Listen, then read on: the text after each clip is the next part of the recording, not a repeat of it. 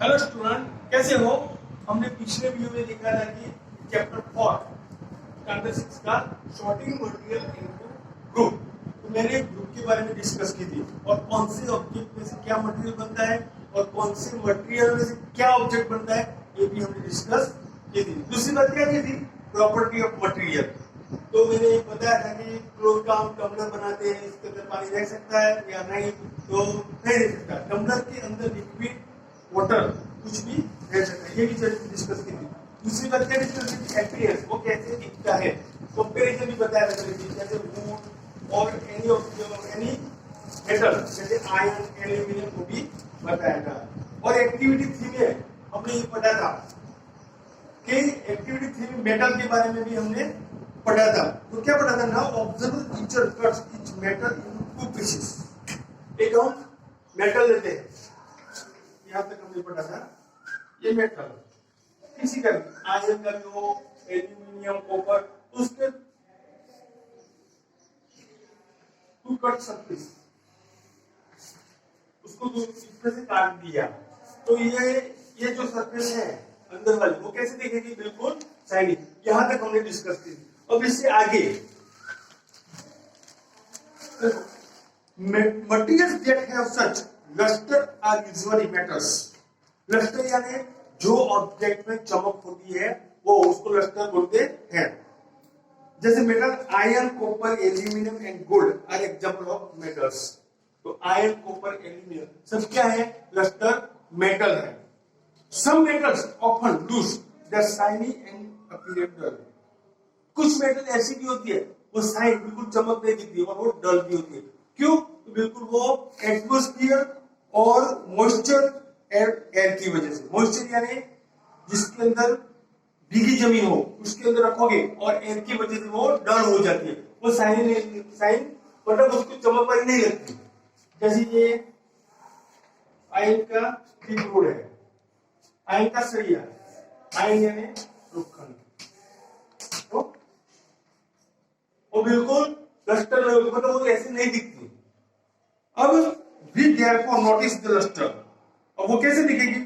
Only on their freshly cut surface. Freshly cut surface मतलब उसको बीच में से जो कट कर दो। तो ये पहले भी बताया था। तो ये एक्टिविटी में क्या बताया अभी कि आयरन, कॉपर, एल्यूमिनियम ये सब लस्टर मेटल होती है। उसमें जो आयरन होता है उसके अंदर, और कुछ भी मेटल, कॉपर में भी ऐसा होता है, लेकिन मैंने यहाँ आयरन की बात की है, डल हो जाती है, मतलब वो चमक दे, डल एंड नॉट शाइनिंग, वो ऐसा नहीं दिखता। Luster and shine not appear dull because of the action of air and moisture on them. We therefore notice the luster only that freshly cut surface. When you visit an iron smith or a workshop यानी कारखाना, iron Smith मतलब लोहार का जो कारखाना होता है वो आयरन का काम करता है। आयरन को कैसे लस्टर करता है, आयरन को कहाँ लगाना है, उसको कैसे कट करता है, वो आयरन स्मिथ के वर्कशॉप में ये काम होता है। Look out for freshly cut surface or metal root to see if they have luster. तो तुम आयरन स्मिथ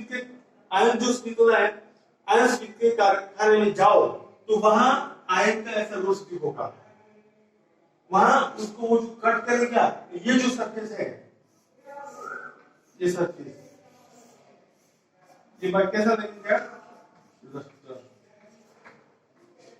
बिल्कुल चमक वाला, ये हम सोच सकते हैं और देख भी सकते हैं। तो मेटल कैसे दिखती है इसके बारे में हमने डिस्कस किया। अब इससे आगे हार्डनेस यानी बहुत सख्त, कठिन बोलते हैं उसको। तो हार्डनेस क्या होता है? ये हार्डनेस का मतलब क्या है? कुछ ऐसे ऑब्जेक्ट होते हैं जिसको तुम कॉम्प्रेस करो, कॉम्प्रेस यानी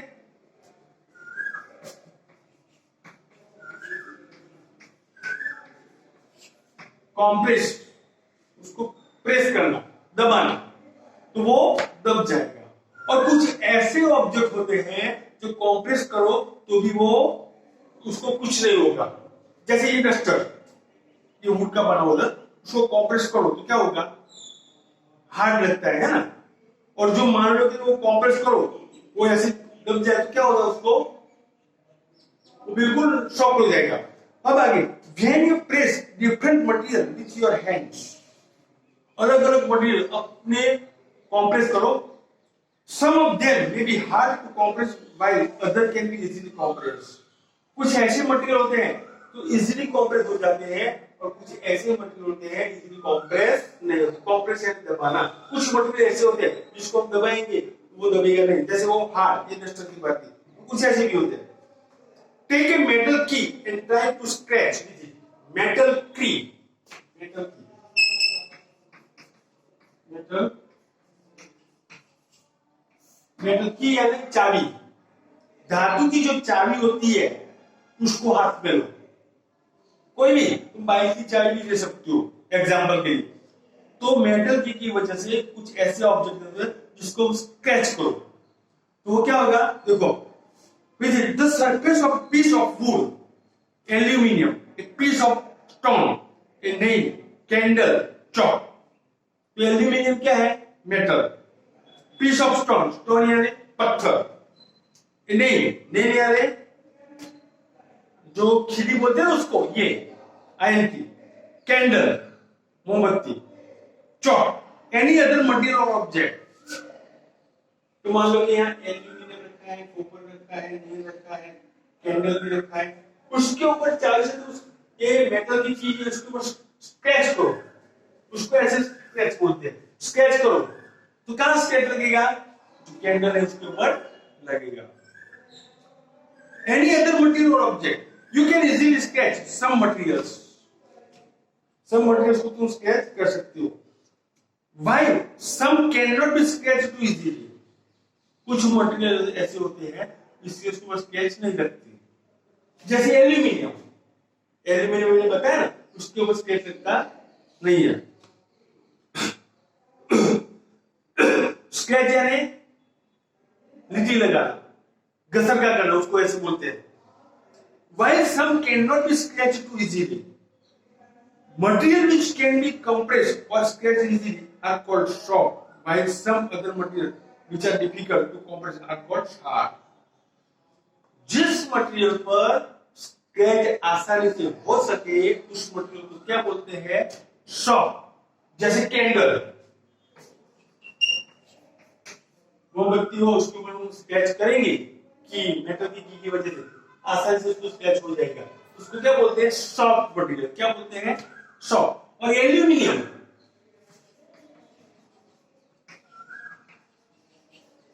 एल्यूमिनियम का जो मटेरियल है उसके ऊपर स्क्रैच करोगे तो आसानी से स्क्रैच होगा नहीं, तो उसको क्या बोलते हैं, हार्ड। स्टोन पर तो उसको हार्ड बोलते हैं, hard object materials. For example, difficult to compress are called hard. समझ में आ गया? तो सॉफ्ट क्या है और हार्ड क्या है। मतलब जो सॉफ्ट मटेरियल होता है ना उसके ऊपर हम आसानी से स्क्रैच कर सकते हैं, और जो हार्ड मटेरियल है उसके ऊपर हम स्क्रैच कर सकते नहीं है। हम कौन से टॉपिक की डिस्कस कर रहे हैं, हार्डनेस की बात कर रहे हैं। तो मेटल हार्डनेस है तो कैसे बता सकते हैं। फॉर एग्जांपल, कॉटन और spongy is soft while iron is hard. Example दिया, कॉटन, कॉटन यानी रू होता है ना, वो कंटाल जिससे कपड़े बनते हैं वो।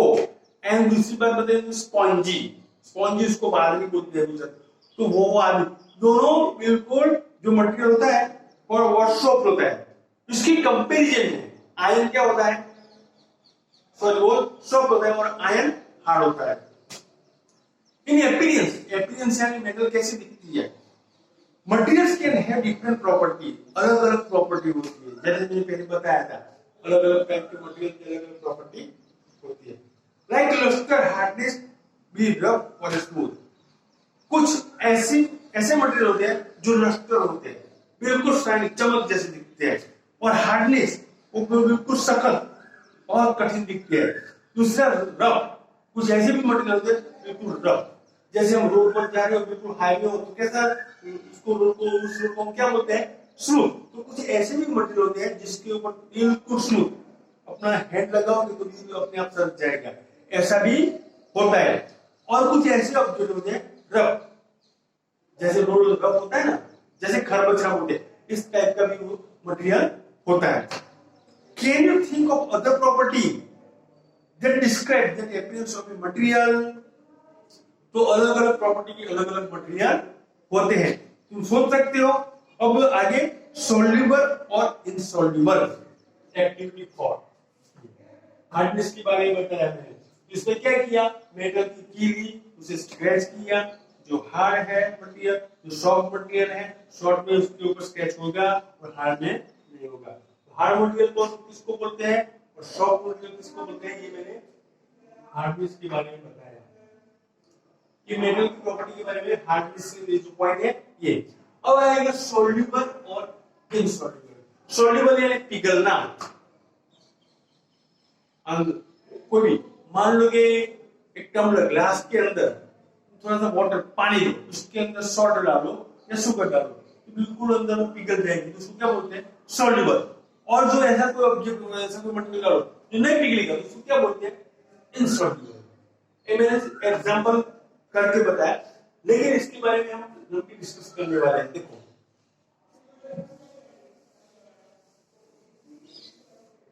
अब आगे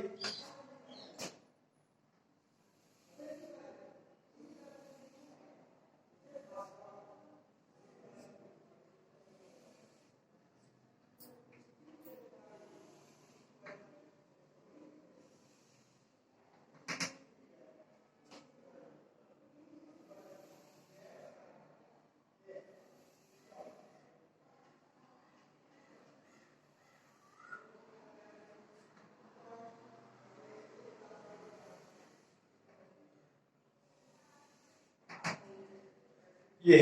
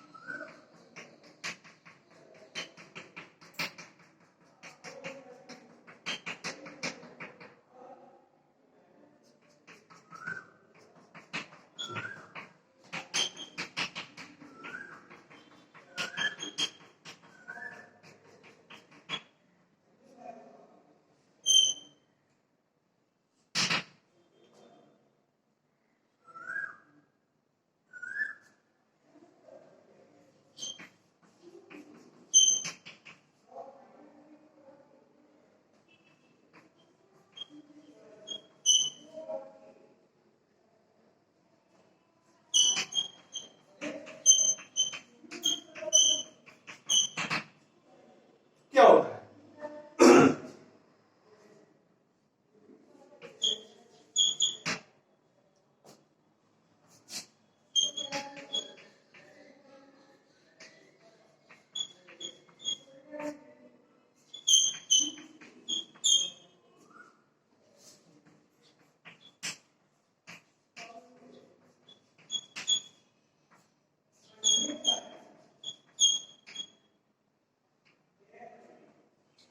तो ये एक्टिविटी फॉर सोल्यूबल और इनसोल्यूबल हम डिस्कस करने वाले हैं। तो collect sample of some solid substance such as collect मतलब इकट्ठा करो। कौन से sugar, salt, chalk powder, sand and soda. Sand यानी रेती बोलते उसको, सोडा जो लकड़ी के अंदर उसको काटते हैं ना, उसके अंदर छोटे छोटे टुकड़े बिल्कुल मटेरियल निकलता है, उसको लाकड़ा का लकड़ी का वह बोलते हैं उसको, वो सोडा निकालो। टेक 5 ग्लासेस और बिकर्स, ऐसे 5 ग्लास लो बारी बारी। फिर each one of them about 2/3 with water। इसके अंदर 2/3 पानी का बिकर लिया। मैंने एग्जाम के लिए 2 बताए, नेक्स्ट में 2 है, इसके मैंने 2 की चर्चा की है। And it is some small amount और शुगर और फर्स्ट ग्लास।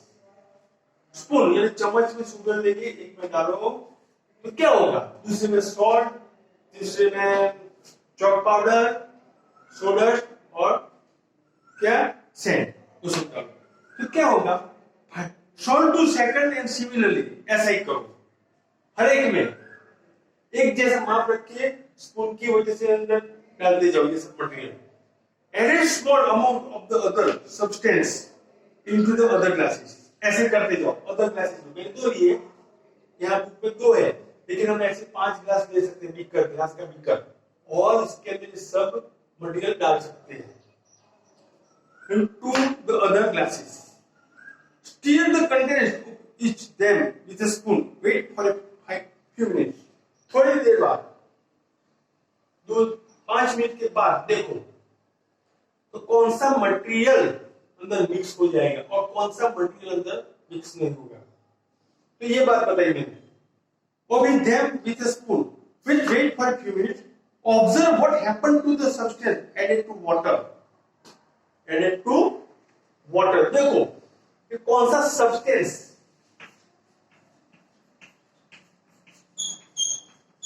ये मान लो सब्सटेंस है, एडेड टू वाटर। फिगर देखिए हमने, note your observation as to table 4.3, इसका ऑब्जर्वेशन लिखना है। तो मैंने क्या क्या मटेरियल लिया था, पहले बताया था sugar, salt, chalk powder, sand और सोडा, ये 5 मटेरियल लिए थे। मैंने कांच का बीकर लिया और बारी बारी स्पून की वजह से अंदर डाला, तो थोड़ी देर बाद रखा, तो क्या क्या अंदर मिक्स हो जाएगा और क्या क्या मिक्स हो जाएगा मैं बता रहा हूं। देखो वो अंदर मिक्स होगा तो पहले सॉल्ट अंदर मिक्स हो जाएगा, पिघल जाएगा। दूसरा शुगर, ओके, और कोई मिक्स होगा नहीं। तो लिखते हैं टेबल 4.3 टेबल है बुक के अंदर, देखो mixing different solid materials in water, mixing different solid material, तो substance disappear in water does not disappear.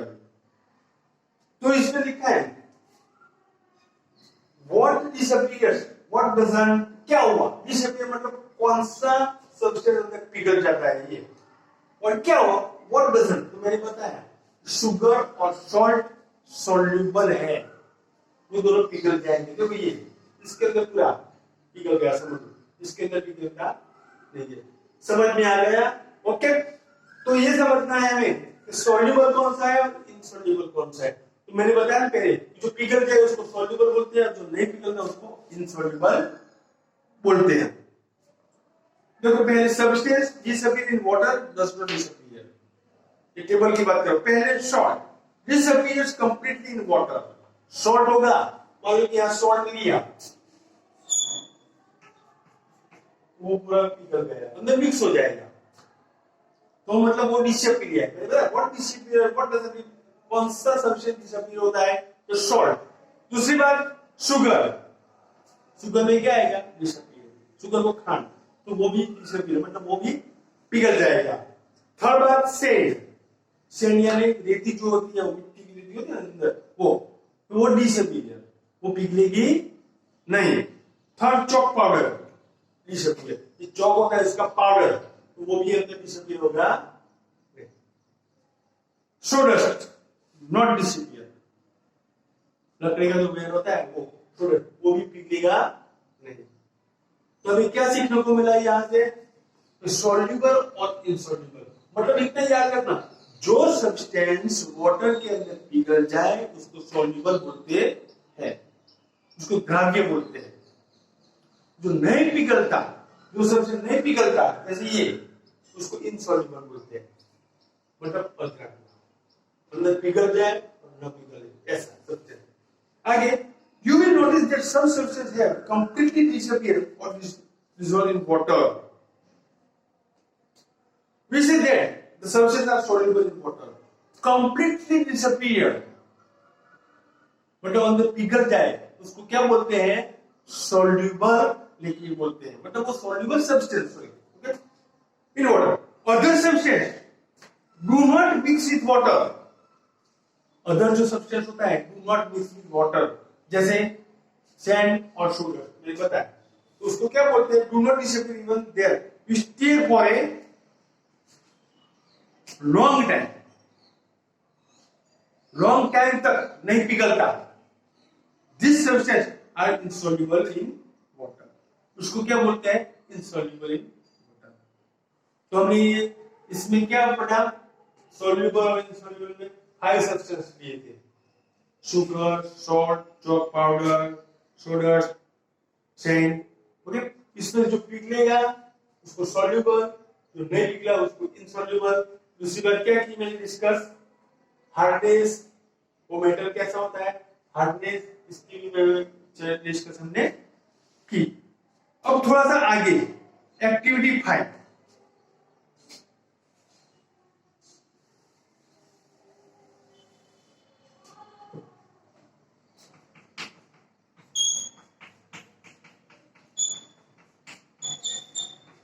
Activity discuss करेंगे। तो एक्टिविटी 5 में क्या है, तो collect sample of vinegar, lemon juice, mustard oil और coconut oil.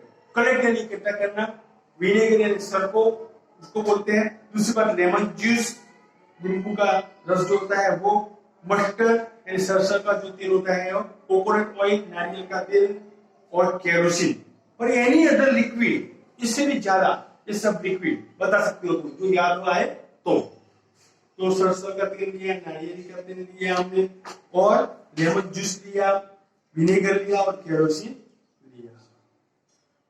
Take a glass tumbler, एक glass का टम्बलर लो, fill it up to half with water, उसको भर दो, पानी से भर दो।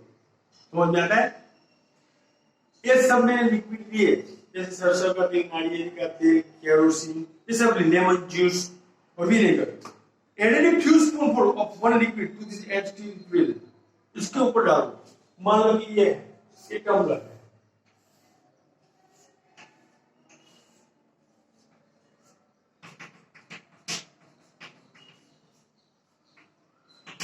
ये वाटर, समझ लो कि ये वाटर है। एग्जांपल देता हूं, जैसे groundnut oil, mustard, kerosene, lemon juice, okay, और क्या बताया था मैंने, विनेगर, ये सब लोग। उसमें मैंने मान लो कि मस्टर्ड लिया, मस्टर्ड ऊपर की तरह रखा, वाटर के ऊपर रखा, ग्राउंड रखा, ऑयल भी रखा, बारी बारी में ऐसा एक्सपेरिमेंट कर सकते हो। तो क्या रहेगा, वो पानी के ऊपर ही रहेगा, layer of the surface of water. Spoonful of one liquid to this empty liquid. Let it stand for 5 minutes. 5 minute के बाद देखो मस्टर्ड, इसको देखो। Observe whether the liquid mixes with water. Repeat the smell with the other liquid. एक किया, फिर बारी बारी अपना एक्सपेरिमेंट करना है। जैसे सॉल्युबल इनसॉल्युबल क्या ऐसा एक्सपेरिमेंट हम कर सकते हैं। There's many different liquids that are available to you. बहुत ज्यादा होते हैं। Write your observation table for point 4. हमें कौन से अंदर मिक्स हो जाते हैं ये लिखना है। Table 4.1, solubility to of some common liquid in water. तो liquid mixes with does not mix. तो